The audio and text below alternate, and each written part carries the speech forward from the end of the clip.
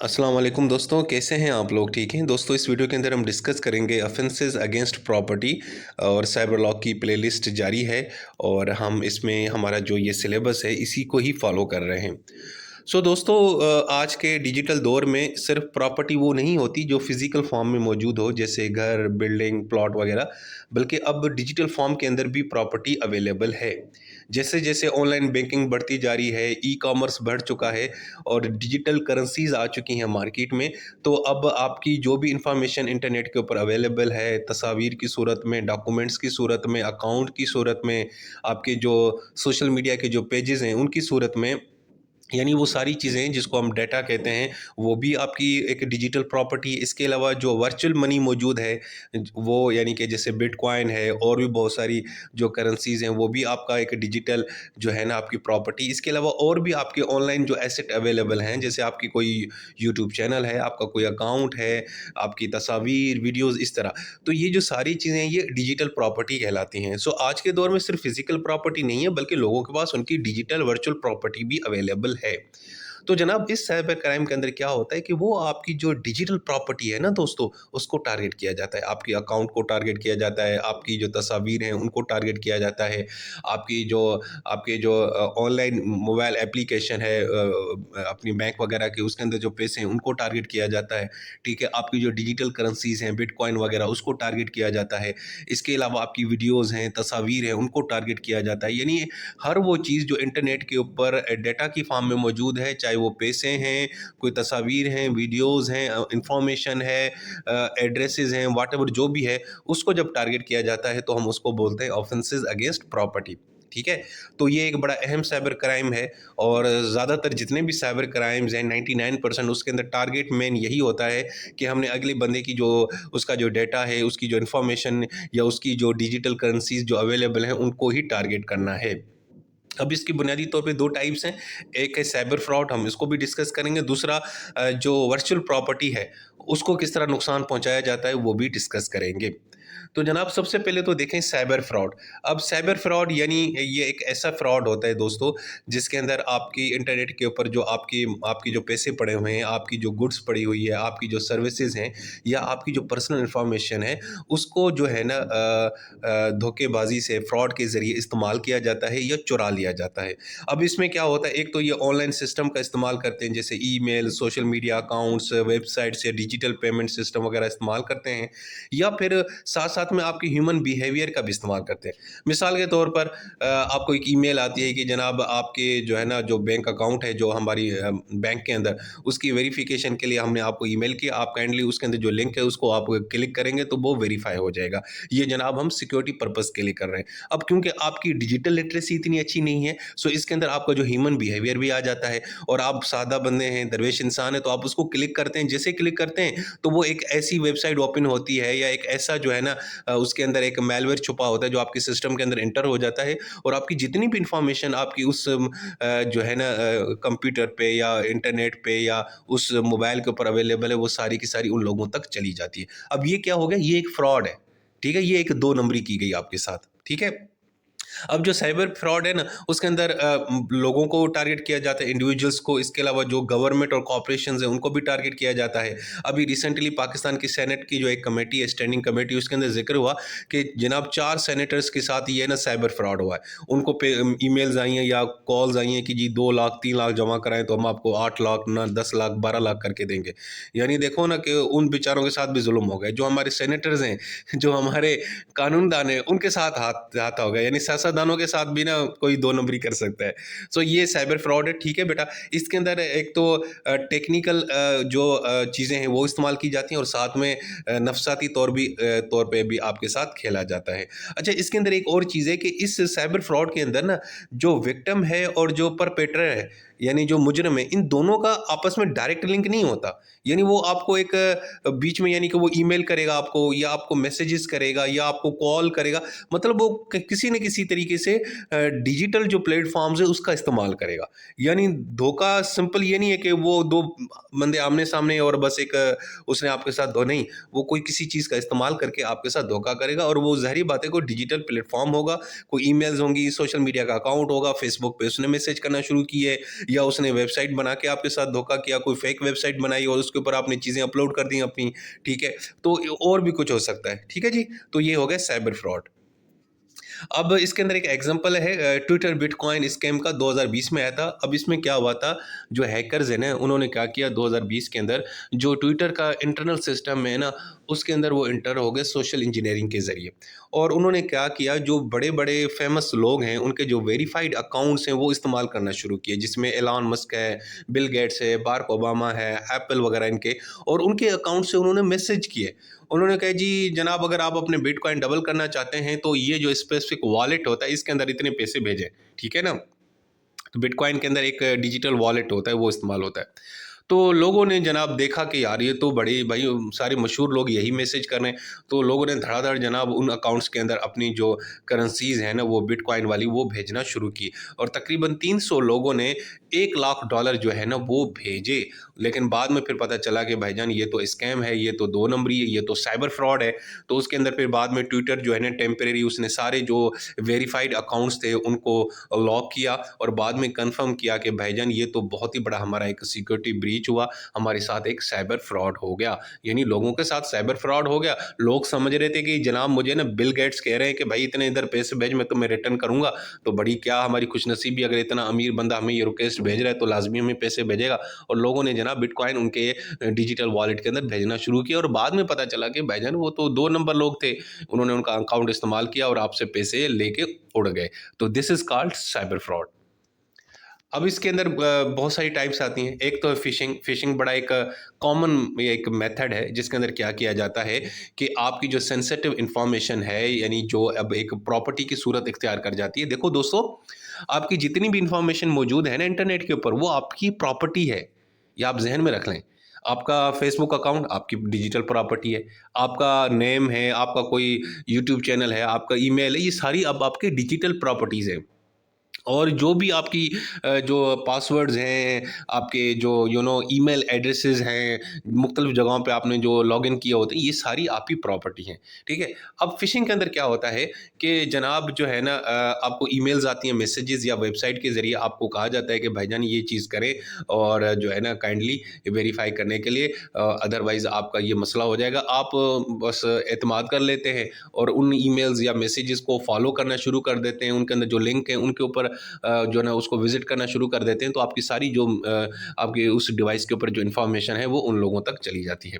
अब इसके अंदर आते हैं स्पीयर फिशिंग। अब इसमें क्या होता है कि पर्सनलाइज्ड मैसेजेस आते हैं, यानी नाम लेके कहते हैं कि मिस्टर अयाज नूर बहुत मुबारक हो, आपको जीतो पाकिस्तान की तरफ से ये चीज़ निकला है, तो काइंडली अपना जो है ना गिफ्ट रिसीव करने के लिए, इनाम रिसीव करने के लिए इस लिंक को ओपन करो। भाई ये नहीं करना, ये होता है स्पीयर फिशिंग होती है। ये ईमेल की सूरत में भी होता है, मैसेज की भी सूरत में होता है। अगर कोई एसएमएस कर रहा है तो हम इसको स्मैशिंग कहते हैं। मैसेज आते हैं ज़्यादातर कि मुबारक हो जनाब, जीतो पाकिस्तान की तरफ से आपको फिरदौस की लॉन मिलती है या निकल आई है, आपकी बाइक निकल आई है, एक मैसेज आता है। ये जो एसएमएस आएगा इसको हम क्या बोलेंगे, स्मैशिंग बोलेंगे। इसी तरीके से बाज़ वक़्त आपको कॉल आती है कि जनाब मैं फ़लाँ इदारे से बात कर रहा हूँ, जी माशाअल्लाह मुबारक हो, हमारी सालाना जो है ना कुरानंदाज़ी हो रही थी और आप हमारे कस्टमर हैं, तो आपकी ये गाड़ी निकली है, लेकिन उसके लिए आपको कुछ रकम देनी पड़ेगी, जो रजिस्ट्रेशन फ़ीस है मिसाल है 2 लाख 3 लाख आप काइंडली दें। ये अब कॉल करके भी लोग करते हैं इस तरह। तो उसको बोलते हैं विशिंग, ठीक है? अब इसका एग्ज़ाम्पल ये है कि जो हैकर्स हैं उन्होंने आपको एक फ़ेक बैंक अलर्ट भेजा, आपको कहा कि भाई काइंडली इस अपने अकाउंट को वेरीफ़ाई करें, नहीं तो आपका अकाउंट जो है ना वो जनाब ब्लॉक कर दिया जाएगा, ये कर दिया जाएगा। तो हमने आपको एक ईमेल भेजी है, जो सादा लोग हैं जिनको डिजिटल लिटरेसी का पता नहीं है, जिन्होंने मेरी वीडियोज़ नहीं देखी हुई, तो उन्होंने उसको ओपन किया और जनाब बूम! सारी चीज़ें उनके पास चली गईं। ठीक है जी? तो एक तो ये टाइप है फ़िशिंग। फ़िशिंग बड़ी अहम टाइप है, इसको आप मज़ीद भी हम डिटेल में भी आगे चल के बात करेंगे। अच्छा जी, उसके बाद है आइडेंटिटी थेफ्ट। ये बड़ा कॉमन है कि क्या होता है कि इंटरनेट के ऊपर अगर आपका कोई सोशल मीडिया का अकाउंट है, तो उसकी सारी इन्फॉर्मेशन लेके, या आईडी नंबर है या क्रेडिट कार्ड की डिटेल्स हैं या लॉगिन जो आपके इन्फॉर्मेशन है वो इस्तेमाल करके अगले बंदे को कहा जाता है कि जी मैं अयाज़ नूर ही बात कर रहा हूँ, जबकि वो दूसरा बंदा है। जैसे हमारे यहाँ पाकिस्तान में अक्सर कोई बंदा पाकिस्तान से दूर बाहर जाता है ना, या उम्रे करने जाते हैं, तो वो पीछे बिल्कुल डिटो एक और फेक अकाउंट बन जाता है फेसबुक पे, और वो हमसे पैसे मांग रहे होते हैं। याद है ना? और अक्सर दोस्त कहते हैं कि यार ये मेरा फेक अकाउंट है, काइंडली इसको पैसे मत मत भेजना। ये क्या है? This is called identity theft. ये भी एक साइबर फ्रॉड है दोस्तों। और बाज़-औक़ात क्या होता है, आपके क्रेडिट कार्ड और आईडी और डेबिट कार्ड की इन्फॉर्मेशन लेके या बैंक अकाउंट की इन्फॉर्मेशन लेके या ईमेल आपका जो सॉरी आईडी कार्ड है वो उसकी इन्फॉर्मेशन लेके अगले बंदे आपके नाम के ऊपर एक अकाउंट ओपन करवा देते हैं और उसके अंदर सारी की सारी जो मनी लॉन्ड्रिंग के पैसे हैं वो आ जाते हैं। तो ये क्या, ये आइडेंटिटी थेफ्ट है कि आपकी इन्फॉर्मेशन इस्तेमाल करके उन लोगों ने अपने मकासद के लिए, अपने जो क्रिमिनल एक्टिविटीज़ के लिए इस्तेमाल करना शुरू किया। इसमें अकाउंट भी ओपन किया जा सकता है, लोन लिया जा सकता है, किसी बंदे ने आपके नाम पे लोन अप्लाई किया, आपको पता ही नहीं है और वो लोन लेके रफू चक्कर हो गया और बैंक वाले फिर आपके पीछे पड़े, हाँ भाई पैसे दो पैसे दो। आपने कहा भाई मैंने तो लोन नहीं लिया, कि नहीं जी ये देखें आपके आपकी कॉल आई थी इस नंबर से, ये भी आपका नंबर है, ये आईडी नंबर भी है, ये भी वो भी। आपको कि यार ये सारी चीज़ें वाकई मेरी हैं, लेकिन ये किसने मेरे नाम पे अप्लाई किया है? ठीक है बेटा, तो ये सारी चीज़ें आ गई। उसके बाद है ऑनलाइन बैंकिंग फ्रॉड, ये भी एक साइबर फ्रॉड है। ये बड़ा कॉमन है कि आपको यही जिस तरह फिशिंग मैंने कहा ना, कोई ईमेल आ गई, कोई मैसेज आया, इसको ओपन करें, ये करें, तो वो जनाब आपने ओपन किया और आपकी जितनी भी बैंक के अंदर रकम थी ऑनलाइन एप्लीकेशन के ऊपर वो सारी की सारी चली गई। ठीक है, या बाज़-औक़ात कुछ इस तरह के लिंक दिए जाते हैं या मेलवेयर सॉफ्टवेयर आपके सिस्टम के अंदर वो किसी तरीके से एंटर हो जाता है, तो आपके जो मोबाइल एप्लीकेशन के ऊपर जो बैंक की एप्लीकेशन उसके ऊपर जितने पैसे पड़े हैं वो उड़ जाते हैं, वो चले जाते हैं। ठीक है ना? तो ये बड़ा एक कॉमन है और बाज़-औक़ात एक सॉफ्टवेयर यूज़ किया जाता है की लॉगर्स, ये भी एक किस्म का मैलिशियस जो है ना सॉफ्टवेयर होता है। वो क्या होता है कि आप अपने कीबोर्ड के ऊपर जो भी टाइप करते हैं या मोबाइल के ऊपर जो भी कीबोर्ड के ऊपर टाइप कर रहे होते हैं, वो सारा रिकॉर्ड करते हैं। ख़ुसूसन जो आप लॉगिन लगाते हैं या जो आप पासवर्ड लगाते हैं अपनी बैंकिंग एप्लीकेशन के अंदर या किसी अकाउंट के अंदर, तो वो सारे पासवर्ड और ईमेल रिकॉर्ड करता है और वो अगले बंदे हैकर को भेज रहा होता है और आपको पता भी नहीं चल रहा होता। तो जनाब ये भी एक साइबर फ्रॉड है। अच्छा जी, उसके बाद है दोस्तों एडवांस फ़ी फ्रॉड, इसको नाइजीरियन प्रिंस स्कैम भी कहा जाता है, ये बड़ा इंटरेस्टिंग है। इसमें क्या होता है कि आपको ना जो स्कैमर्स हैं ना, ये जो 2 नंबर लोग हैं ना साइबर क्रिमिनल हैं, वो क्या करते हैं, आपको वो कहते हैं कि जनाब मैं फ़लाँ बंदा बात कर रहा हूँ या मैं फ़लाँ प्रिंस बात कर रहा हूँ या फ़लाँ बिज़नेसमैन बात कर रहा हूँ। यार मेरे इतने पैसे कहीं पे फँसे हुए हैं, मुझे इतनी विरासत में पैसे मिले हैं या बिज़नेस डील में मुझे इतने पैसे मिल चुके हैं या मिलने वाले हैं या मुझे इतने फ़ंड मिले हैं, लेकिन मैं उनको रिसीव नहीं कर पा रहा क्योंकि कोई बड़ा प्रॉब्लम है। तो काइंडली अगर तुम मुझे इतने दोगे यानी 2% दोगे या 3% दोगे या कुछ डॉलर्स दोगे या $1000 दोगे, तो मैं उनको यानी कि रिसीव कर लूँगा, मतलब और फिर वो जो मुझे मिल जाएँगे ना पैसे, तो उसमें से मुझे आपको इतने 25% वापस करूँगा। ठीक है ना? तो ये एक साइबर फ्रॉड है कि आपको कहा जाता है कि जी इतने पैसे मुझे मिले लेकिन मैं रिसीव नहीं कर पा रहा, हासिल नहीं कर पा रहा, मैं विथड्रॉ नहीं कर सकता, लेकिन उसके लिए मुझे ये इतनी अमाउंट चाहिए, तो आप काइंडली मुझे इतनी अमाउंट देंगे, तो बदले में जब मुझे उतनी अमाउंट मिलेगी तो मैं उसमें से आपको शेयर दे दूँगा। लोग समझते हैं कि यार ज़बरदस्त हो गया, ये तो वीआईपी काम हो गया। ठीक है? इसको एक्चुअली 419 फ्रॉड भी कहा जाता है। असल में नाइजीरिया के अंदर ये बड़ा कॉमन था किसी ज़माने में, अभी भी है। तो वहाँ पे जो उनका क्रिमिनल कोड है उसके अंदर जो सेक्शन है 419 वो इसी साइबर क्राइम को डील करता है। अच्छा जी, इसके अंदर जो लोग जो साइबर क्रिमिनल्स हैं उनको वहाँ पे नाइजीरिया में याहू बॉयज़ भी कहा जाता है। उसकी वजह ये है कि शुरू-शुरू में ये जब स्कैम आया था, आई थिंक वो 1998 के अंदर आया था या इस ज़माने 90s के दौर में ये शुरू हुआ था, बल्कि उससे पहले भी। तो लोग ने याहू जो मैसेंजर है उसकी जो ईमेल्स हैं उसके ज़रिए ये लोग करते थे। तब लोगों को ईमेल्स का इतना पता भी नहीं था, साइबर क्राइम भी इतना नया-नया था, लोगों को पता ही नहीं था। तो ये ईमेल्स आया करती थी, किसी को ईमेल आ जाती तो लोग परेशान हो जाते थे। तो अब उसका एग्ज़ाम्पल ये है कि अक्सर वो लोग पता है क्या करते थे? इस तरह करते थे कि जी मैं प्रिंस आकाश बात कर रहा हूँ नाइजीरिया से। जनाब मेरे जो फ़ादर जो मरहूम हैं, उन्होंने मेरे लिए $20 मिलियन की जो है ना अमाउंट छोड़ी है फ़ॉरेन अकाउंट में, लेकिन भाई पॉलिटिकल रीज़न्स हैं, ये है, वो है, तो मैं उसको विथड्रॉ नहीं कर सकता। तो यार मुझे आपकी मदद चाहिए। अगर आप मुझे इतने पैसे भेजोगे ना, तो जब मुझे अमाउंट आएगी तो उसमें से 25% जो है ना मैं आपको दूँगा। अगले बंदे कहेंगे वाह जी वाह! भई नाइजीरिया का प्रिंस है, उसने हमें ईमेल किया, भाई ये तो हमारी ईद होगी, चाँद ही हो गई। और वो लोग उसके ऊपर अमल कर रहे होते हैं और भाई पता नहीं चल रहा होता कि वो पैसे अगले बंदे को दे रहे होते हैं जितने भी उसने, अच्छा वो अमाउंट भी बड़ी कम माँगते हैं। तो अगला बंदा ईज़िली उनको दे देता है। देता रहता है, बाद में पता चलता है कि भाई वो तो सारा 2 नंबर था, कोई प्रिंस ही नहीं था, ये सारा कुछ। तो ये बड़ा एक कॉमन एक ना साइबर फ्रॉड है नाइजीरिया के अंदर और बहुत सारे ममालिक के अंदर। इसको नाइजीरियन प्रिंस स्कैम भी कहा जाता है, 419 फ्रॉड भी कहा जाता है और एडवांस फ़ी फ्रॉड भी कहा जाता है कि एडवांस में आपसे कुछ फ़ी माँगते हैं और बाद में गायब हो जाते हैं। बल्कि मेरे साथ भी एक दफ़ा इस तरह हुआ था, लेकिन वो साइबर नहीं था, वो आप समझे कि एक फ़िज़िकल फ्रॉड था कि एक ना जो हमारा लिंक रोड है मॉडल टाउन के अंदर, वहाँ पे जनाब एक एक सॉफ्टवेयर हाउस ओपन हुआ था, उन्होंने कहा जी आएँ और ये वगैरह इतनी आपको सैलरी देंगे। मैंने इंटरव्यू दिया तो उन्होंने कहा जी मुबारक हो यार साहब, हमने आपको रख लिया, आपकी 80,000 या 90,000 फ़ी आपकी सैलरी होगी, लेकिन उसके लिए रजिस्ट्रेशन आपको करानी होगी, उसके लिए आपको 500 देने पड़ेंगे, तो हम प्रोसीजर शुरू करेंगे, अदरवाइज़ नहीं करेंगे। अच्छा, मैं जब गया ना वहाँ तो 2-3 ही बंदे बैठे हुए थे दफ़्तर में। भाई मैं दरवेश बंदा, आप लोगों की तरह मैंने ₹500 पकड़ा दिए। अच्छा, जब दूसरे दिन गया तो वो वहाँ पे कोई दफ़्तर ही नहीं था। यानी वो 2 नंबर लोग थे, वो सबसे इस तरह एडवांस फ़ी लेके रफू चक्कर हो गए। सो दोस्तों इस तरह भी होता है। लेकिन वो साइबर क्राइम की कैटेगरी में नहीं आता, वो तो एक फ़िज़िकल एक इश्यू हुआ था मेरे साथ, ठीक है? लेकिन यही आपके साथ ऑनलाइन भी होता है। अच्छा जी, उसके बाद है क्रेडिट कार्ड फ्रॉड। यार ये बड़ा कॉमन है कि आपका जो क्रेडिट कार्ड की जो इन्फॉर्मेशन है वो चुरा ली जाती है, नंबर्स वगैरह सारा वो, और उसके बाद उसका इस्तेमाल किया जाता है और आपको पता ही नहीं चलता। अब इसके अंदर एक मेथड है कार्ड स्कैमिंग, ये बड़ा कॉमन है कि लोग पता है क्या करते हैं, ये जो 2 नंबर लोग हैं ना क्रिमिनल, ये जो एटीएम मशीन्स हैं ना वहाँ पे एक डिवाइस इंस्टॉल करते हैं जिसको बोलते हैं स्कैमिंग। तो आप जब भी अपना एटीएम या क्रेडिट कार्ड वहाँ लगाएँगे ना, तो उसके अंदर जो इन्फॉर्मेशन है या पासवर्ड है, लॉगिन है, वो सारा का सारा उनके पास चला जाता है। दूसरा है डेटा ब्रीचेज़, यानी उन्होंने क्या किया कि जो ई-कॉमर्स की वेबसाइट के ऊपर अगर आपने कोई अपना क्रेडिट कार्ड लगाया था ट्रांज़ैक्शन करने के लिए, वहाँ से वो क्रेडिट कार्ड को चुरा लेते हैं किसी तरीके से। दूसरा है कार्डिंग, इसके अंदर क्या होता है कि जनाब उन्होंने क्रेडिट कार्ड चुराए और उन्होंने ऑनलाइन उसके ऊपर टेस्टिंग करते गए वो एक आधा लग गया और उन्होंने उससे खरीदारी कर ली। अब इसका एग्जांपल है कि स्कैमर है, वो क्या करता है, एक स्कैमिंग डिवाइस जो है ना एटीएम मशीन के पास वो इंस्टॉल करता है। तो जब भी कोई शख्स उसका अपने क्रेडिट कार्ड को वहाँ पे इस्तेमाल करता है या डेबिट कार्ड को इस्तेमाल करता है, तो वो जो डिवाइस है ना सीक्रेटली उसकी जितनी इंफॉर्मेशन है, डिटेल्स, उसको वो कॉपी कर लेती है और स्टोर कर लेते हैं, और बाद में जो फ्रॉडर है ना वो उस इंफॉर्मेशन को इस्तेमाल करके ऑनलाइन परचेज करते हैं या कोई अपनी और एक किस्म का एक क्लोन्ड जो है ना कार्ड यानी डुप्लीकेट कार्ड जो है ना बना लेते हैं, तो और उससे पैसे निकलवाते रहते हैं, और अगला बंदा कहता है यार मेरा अकाउंट खाली क्यों गया 2 दिन के अंदर, मैंने तो कोई ट्रांज़ैक्शन ही नहीं की, ठीक है? सो ये भी एक साइबर फ्रॉड है। अच्छा जी, इसके अलावा ऑक्शन और ई-कॉमर्स फ्रॉड भी बड़ा कॉमन है कि आप फेक ऑनलाइन एक स्टोर बनाते हैं और जी वहाँ पे चीज़ें आप नीलाम कर रहे होते हैं और लोग खरीद रहे होते हैं, जबकि वो चीज़ें होती नहीं, एग्ज़िस्ट ही नहीं करती, ठीक है? या ई-कॉमर्स की वेबसाइट करते हैं या ऑनलाइन तिजारत करते हैं, कारोबार करते हैं लोगों के साथ, लेकिन वो आप 2 नंबर कर रहे होते हैं।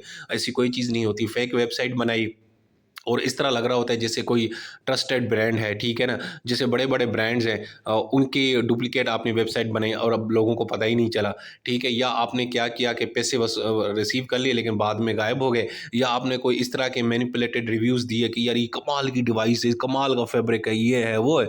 जब आपने ऑनलाइन उससे यानी मँगवाया तो पता चला यार वो तो कुछ नहीं निकला। ये अक्सर ऐसे होता है कि अक्सर जो फ़ेसबुक पे एड्स वगैरह आ रहे होते हैं ना कि ये डिवाइस है, तो नीचे बड़े कमाल के मैसेजेस होते हैं रिव्यू के अंदर।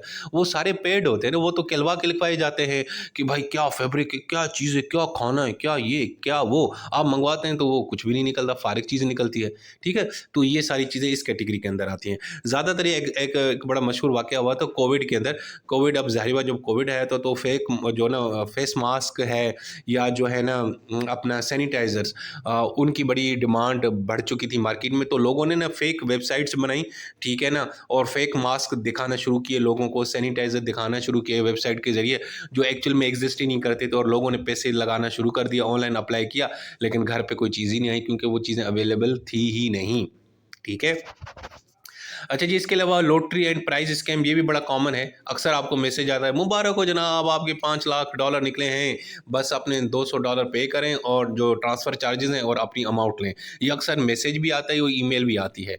अच्छा जी, इसके अलावा कुछ जो डेटिंग एप्लीकेशंस हैं, ठीक है? जहाँ पे यंग लोग जो है डेट कर रहे होते हैं एक-दूसरे को, वहाँ पे भी बड़ा ये साइबर फ्रॉड कॉमन होता है कि वहाँ पे आप अपनी आइडेंटिटी छुपा के एक फ़ेक आइडेंटिटी बनाते हैं। आप अपने को कहलवाते हैं कि मैं जो बड़ा सो फलाँ मॉडल बात कर रहा हूँ या फलाँ एक्टर का भाई बात कर रहा हूँ, अपनी फेक तस्वीरें भेजते हैं। अपनी शक्ल जो है ना वो अमरीश पुरी जैसी होती है, लेकिन तस्वीर आपने जो है ना बड़े एक सोहने अदाकार की या फवाद खान की किसी की भेज रहे होते हैं। अगला बंदा आपके साथ जनाब वो ना एक रिलेशनशिप में आ जाता है और वो बहाने से आपसे पैसे माँगना शुरू कर देता है और उसके बाद वो गायब हो जाता है। तो ये भी एक बड़ा कॉमन है, ठीक है?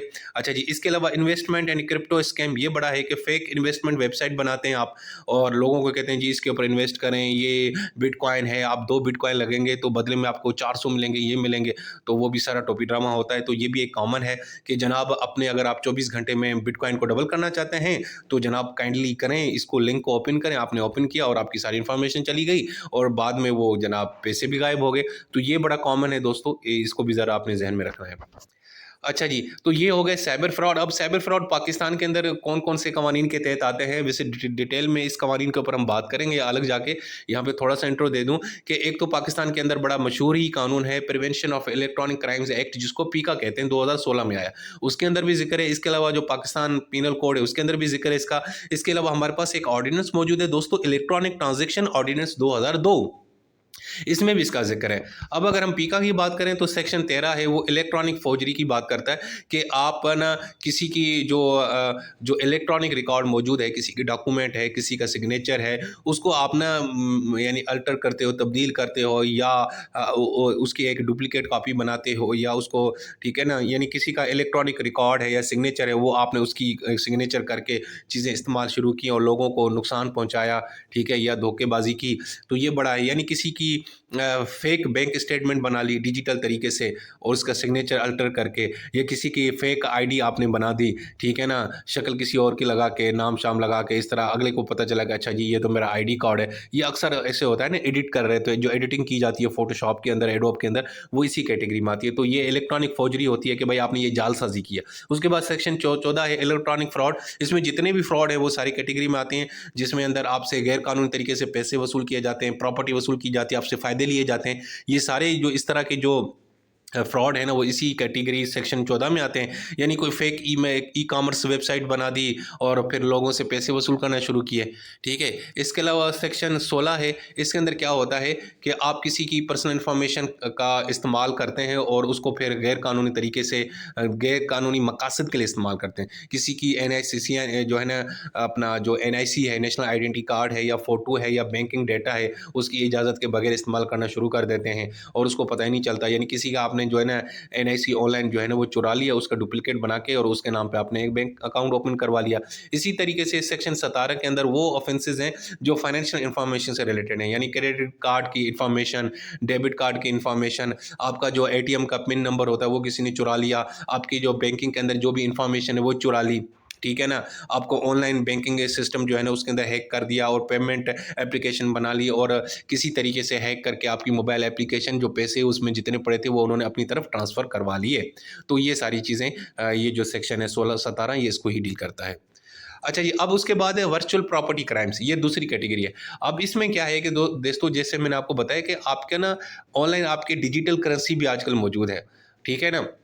वो जो डिजिटल करेंसी या डिजिटल जो एसेट है, जो एक्चुअल में आपकी प्रॉपर्टी है, पहले तो वो जब यानी उसको जब टारगेट किया जाता है तो हम उसको बोलते हैं वर्चुअल प्रॉपर्टी क्राइम्स। अब इसका एग्जांपल ये है, आप अगर ऑनलाइन गेम्स खेलते हैं तो उसमें आपके पास एक करेंसी होती है, आइटम्स होती हैं, यानी वेपन्स, स्किन कॉइन्स। अब ये भी आपकी एक किस्म की क्या है, डिजिटल प्रॉपर्टी है।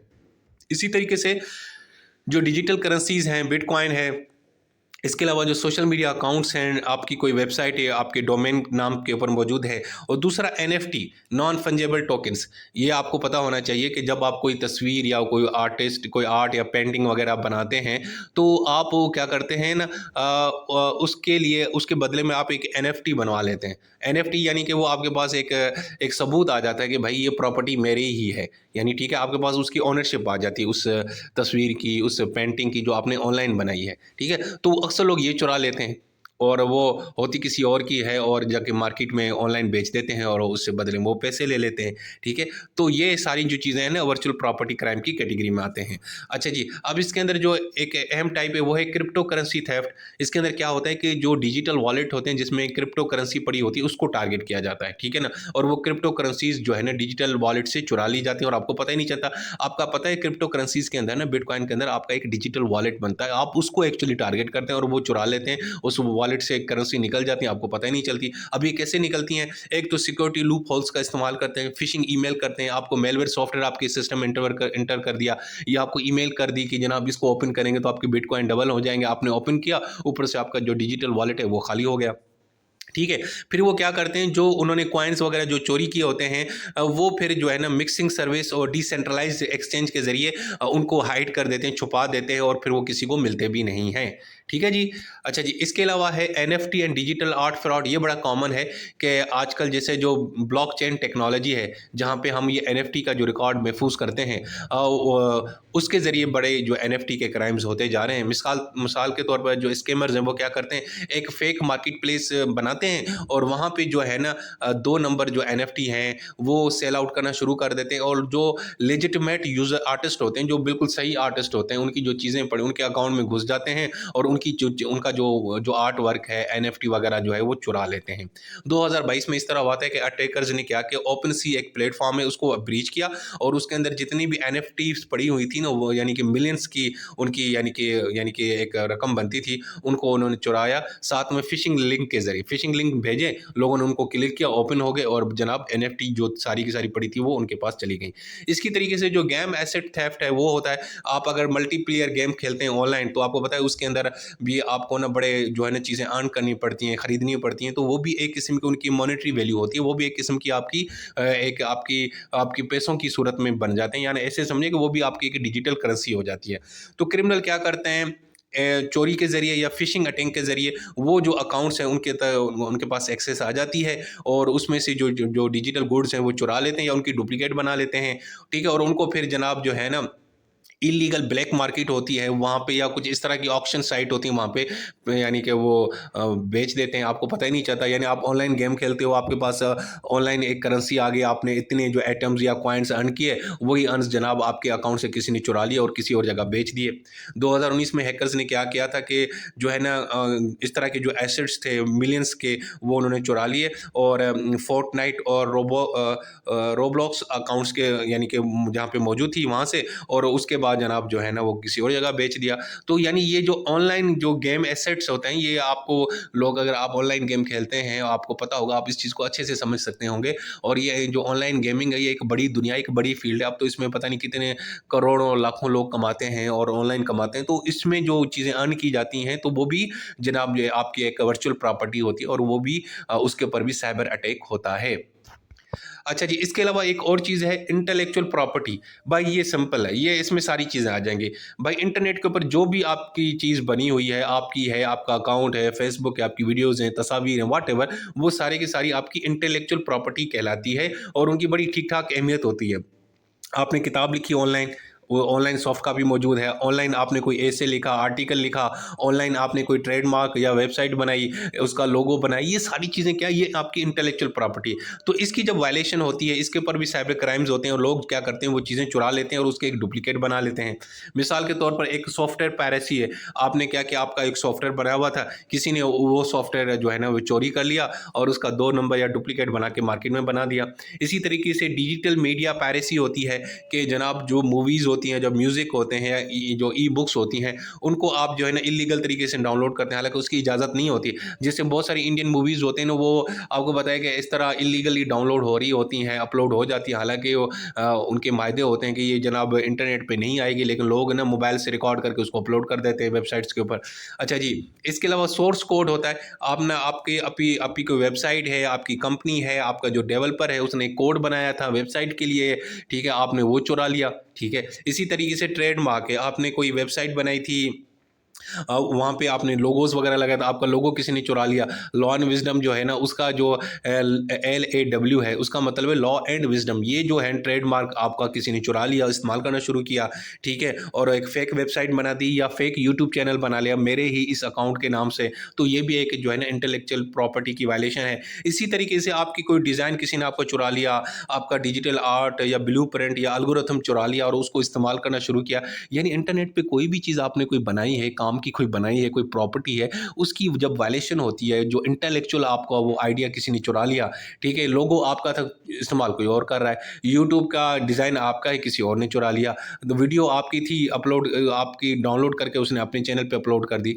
ये जो सारी चीज़ें, ये भी जनाब जो है ना वर्चुअल क्राइम की कैटेगरी में आते हैं।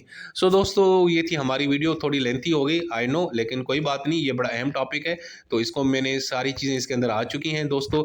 और जिस तरह सिलेबस में लिखा हुआ था कि जनाब इसके अंदर सिर्फ आपने 2 ही चीज़ें बतानी हैं, और वो कौन-सी हैं, फ्रॉड एंड वर्चुअल प्रॉपर्टी से रिलेटेड जो ऑफेंसेस हैं प्रॉपर्टी के हवाले से, वो हमने डिस्कस किए इस वीडियो के अंदर। सो दोस्तों, अपना बहुत सारा ख्याल रखें। टेक केयर, अल्लाह हाफ़िज़।